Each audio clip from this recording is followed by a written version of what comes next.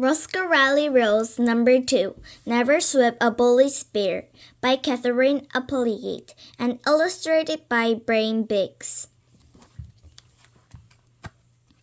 Chapter 8, Bobo. There on the ground sat a dirty yellow teddy bear with only one ear. Bobo, Wyatt cried. He grabbed the bear and hugged it. You said only babies have stuffed animals. I said, loser babies, Gus pointed out. Wyatt's face got very, very pink. He dropped that old bear on the ground. That's my little brother's bear, Wyatt said very fast. I don't know how he got in my backpack, but I could tell Wyatt was fibbing. He had hugged that bear like he really meant it. After that, we had to go to Mr. Goosegarden's office. He is the principal. That means he talked to you about your bad choices. I think he's also the boss of the teachers. Maybe they have to talk to Mr. Goosegarden about their bad choices too.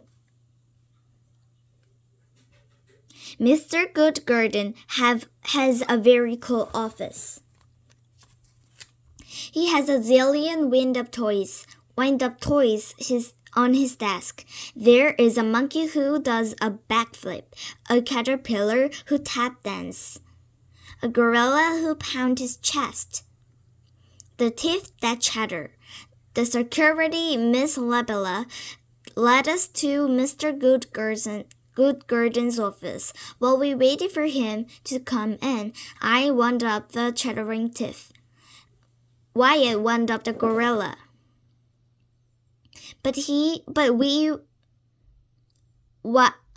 We didn't talk to each other, but we let the toy fight in out of the floor. Mr. Goosegarden entered. He did not seem surprised to see the teeth and the gorilla fighting.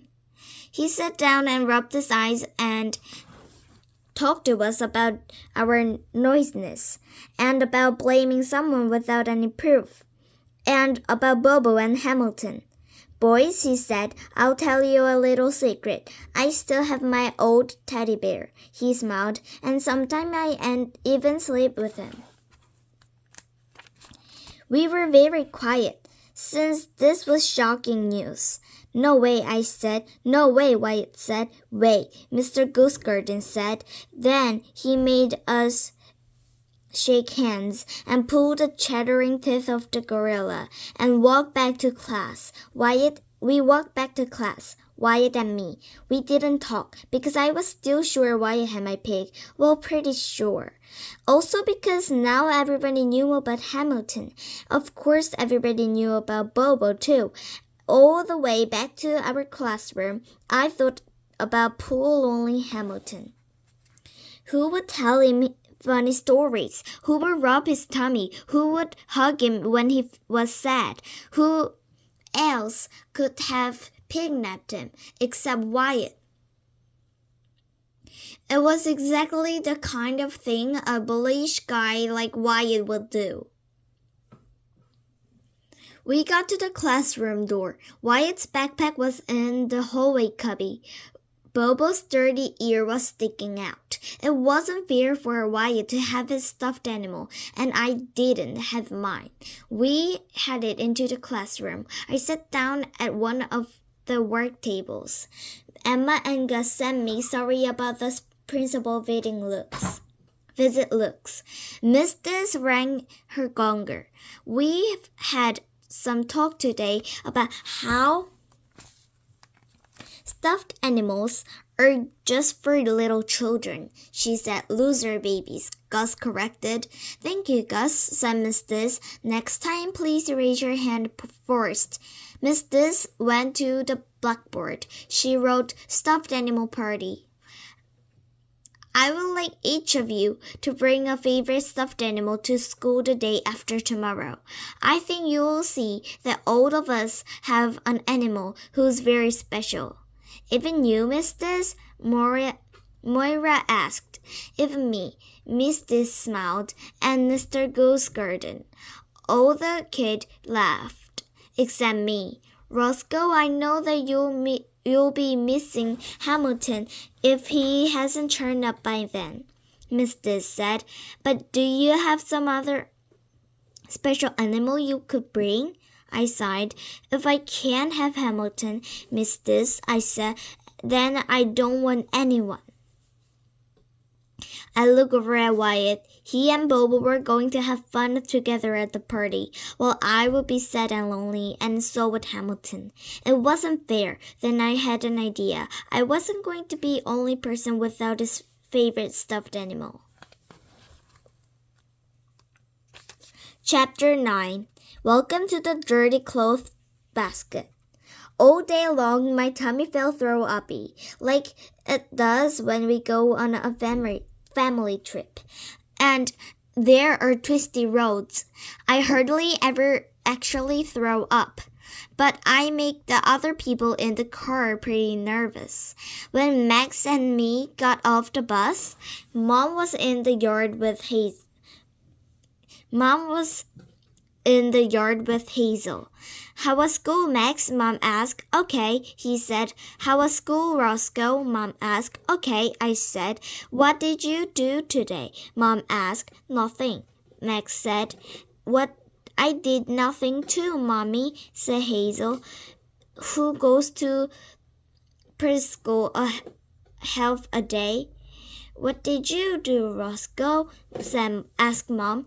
Nothing, I said, because that's what you always say, except secretly I was thinking nothing unless you count bear napping, which is what I did during lunch with no one was looking. I had grabbed the old bear out of Wyatt's backpack and stuck him into mine. I took off my backpack. I left the zipper open halfway. One little black eye was staring at me. One little black mad sad eye. Just then I remembered about the party. Miss Diss is making us have a stuffed animal party the day after tomorrow, so we can see the animal earned just for loser babies, I said. Maybe you could bring Granaldo, Mom said. I thought about that, I said, but if Hamilton can't come, then I am not bringing anybody else. If he found out, it would hurt his feelings. I took my backpack to my room. Bobo looked all squished. Plus, he had some peanut butter on his right paw. I am sorry about this, Bobo, I said. It's only for a little while. I sat on my bed. Bobo leaned on my pillow. He was not smiling at all. He looked sort of down in the dumps. See, your owner took my pig, I said to Bobo. At least I'm pretty sure he did. And so if I take you, then Wyatt will see how I feel, and then he'll give Hamilton back, and then I'll give you back. I tucked Bobo under the covers. All of a sudden, I thought of Mom tucking me in. I would see Bobo, and she would ask me where he came from. Roscoe, she would say, I don't believe I've met this guy. I would have to admit I was a bear napper, and I was almost positive for sure that Mom would not approve. I pulled Bobo out of bed. I searched around my room for a good hiding place. I put Bobo in my dirty cloth basket. All kind of thing like to hide in there, like right under my very muddy jeans. Hazel and I were playing dinosaur digger upper that day. Bobo picked one sad eye out from under the jeans, plus his one ear. He was lonely, I could tell. It was hard to figure how he could miss that mean old Wyatt. I got my armadillo Ronaldo. He was napping under my bed. Bobo, I said, allow me to introduce Ronaldo. I tucked Ronaldo in next to Bobo. I closed my closet door. At least Bobo would have some company tonight, unlike me and Wyatt. Chapter 10, Plum.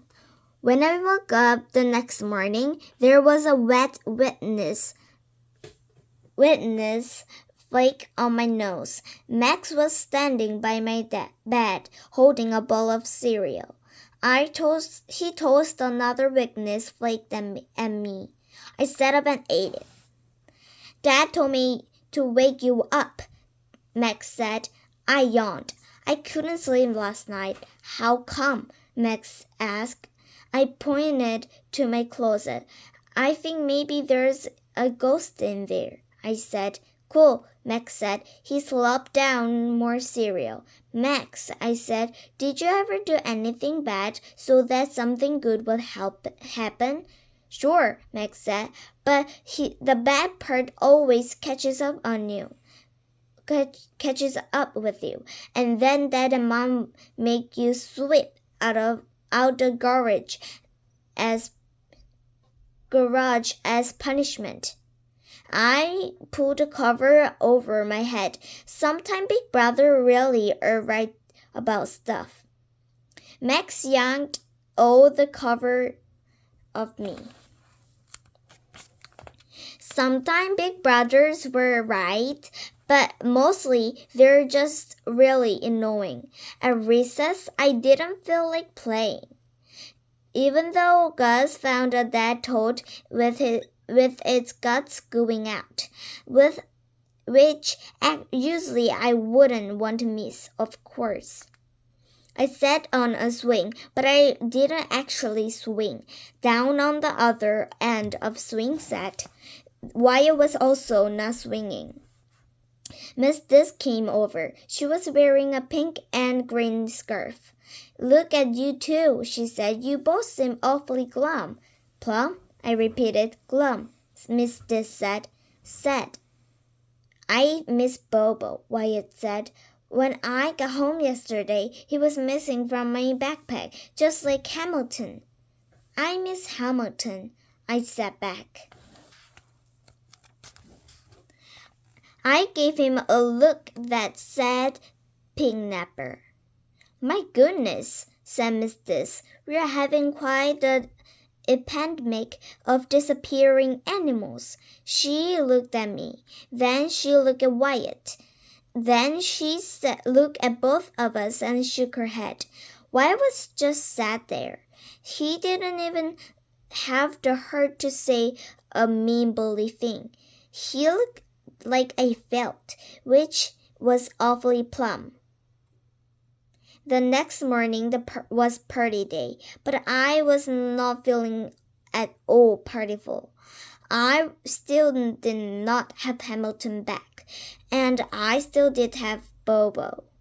Roscoe, Mom said as I headed out the door, are you sure you don't want to bring Ronaldo to school today?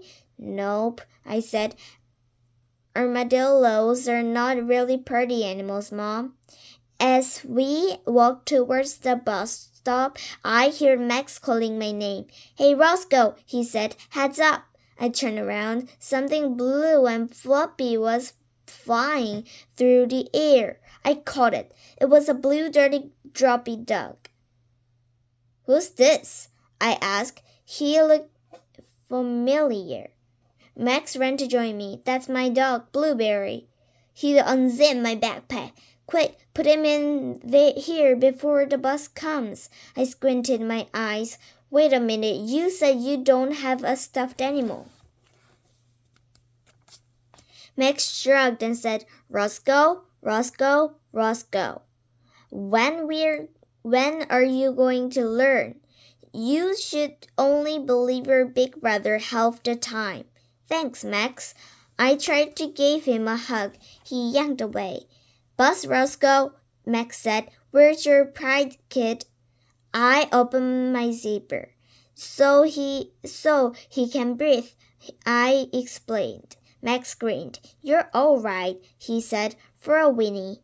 Blueberry fit in with all the other animals. Emma brought her gorilla. Gus brought a stuffed snake. It was maybe 6 feet long. Wyatt brought a white bunny. He said he borrowed it from his brother. The bully boy still looked pretty sad. Miss Diss even brought a stuffed animal. It was a kangaroo, and was that guy's ever old. He had patches. He was missing one eye, and his tail was all tattered from a bad washing machine experiments. Mr. Goose Garden showed up with his old stuffed bear.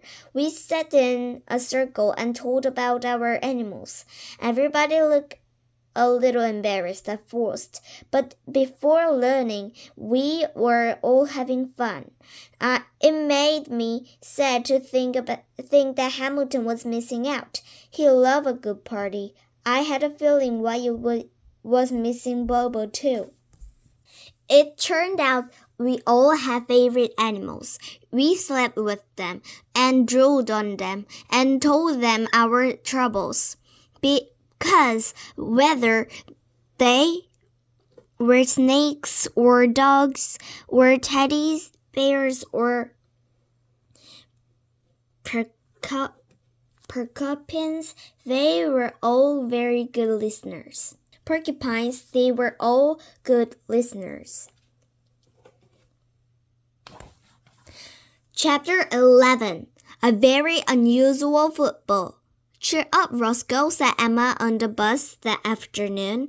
I'll bet Hamilton is just playing hide and seek, said Gus. A really long game of hide and seek. Some kid in the middle of the bus were throwing a football back and forth.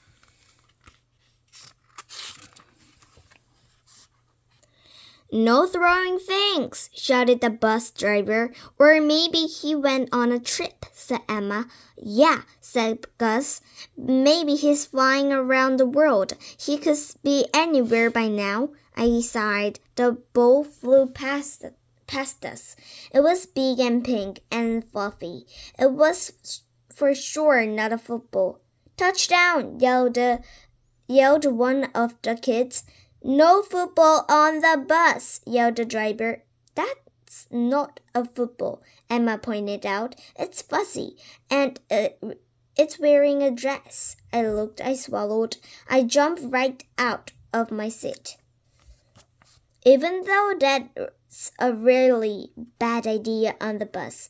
That's not a football, that's my pig, I screamed. The throwing stopped. The kids stopped. The bus stopped. Excuse me, said the driver. Hamilton, I ran over as fast as I could. A little boy was holding him, a kindergartner. Here, he said, you can have him. Truth is, he kind of smells, you know. He's wearing a dress, I cried. Poor Hamilton. He looked so embarrassed. We thought he was a girl, the boy said. I hugged that pig and I kissed that pig and I didn't care who saw me. Then I took off his dress. I saw Max at the back of the bus. He was shaking his head and laughing with his friends. His friends who are way too cool to have stuffed animals. And then Max looked right at me. Then he gave me a wink that only I could see. My dad was working in the attic office when I got home. I ran straight upstairs and told him the amazing, wonderful story of Hamilton's return. This little girl found him on the sidewalk, I said. The sidewalk? Dad said. I think maybe he fell out of my backpack when I was doing somersaults on the way home, I said, like this. I did a quickie somersault example. I kind of knocked into Dad's trash can. Oops, I said. So the girl said she took Hamilton home and she named him Darlin. Dad shook his head. Poor Hamilton. And her mom said Hamilton smelled bad, so she put him in a washing machine. So can you believe it?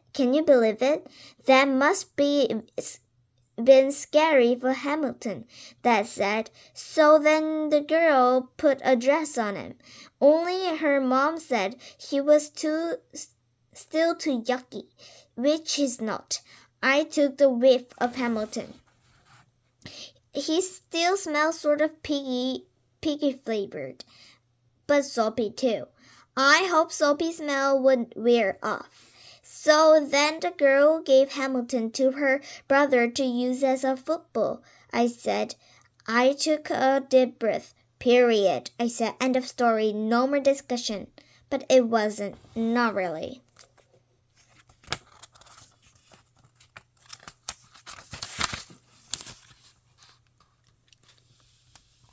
Chapter 12. Your proboscis is showing too. I took Hamilton to my room so he could see all his friends. Everyone wanted to hear his exciting story. I grabbed Ronaldo from my laundry basket so he could welcome his buddy back. I started to close the closet door, but something made me stop. And it wasn't a ghost. I looked down at the laundry basket. Two black eyes stared up at me. Hamilton and I were together again, but Bobo was still alone, and I knew that wasn't right. I told Dad all about how I had bear napped poor Bobo. I felt good to get the old bear off my chest. Then Dad and I drove over to Wyatt's house. On the way, Dad and I talked about jumping to conclusions. Jumping to conclusion isn't about the fun kind of jumping, like jumping rope or jumping jacks. Jumping to conclusion is when you decide something before you know all the facts. Like, for instance, when you think someone is a pig-napper, only they weren't. So we also talk about how you were innocent until somebody proves you guilty. Personally, I can see how that idea might come in the handy. Wyatt sure was happy to see Bobo. I told him I was really sorry. I thought he was a pig napper, and really sorry I was a bear napper. Before I left, I remembered something important to ask. Wyatt, I said, what's a proboscis? What's a proboscis? That it's just another name for nose, he said. He grinned. I learned it from my big brother. They're good for some things. Wyatt gave Bobo a hug. Then he sniffed him. He squinted his eyes. You didn't give him a bath, did you? He asked.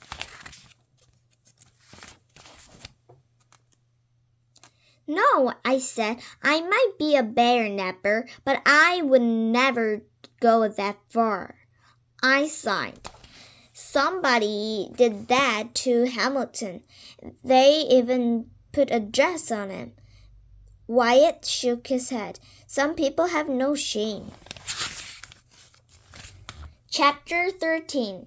Goodbye from Time Out. So now you know why I am in timeout. I broke a rule. Number 214 on my list. Do not bear nap.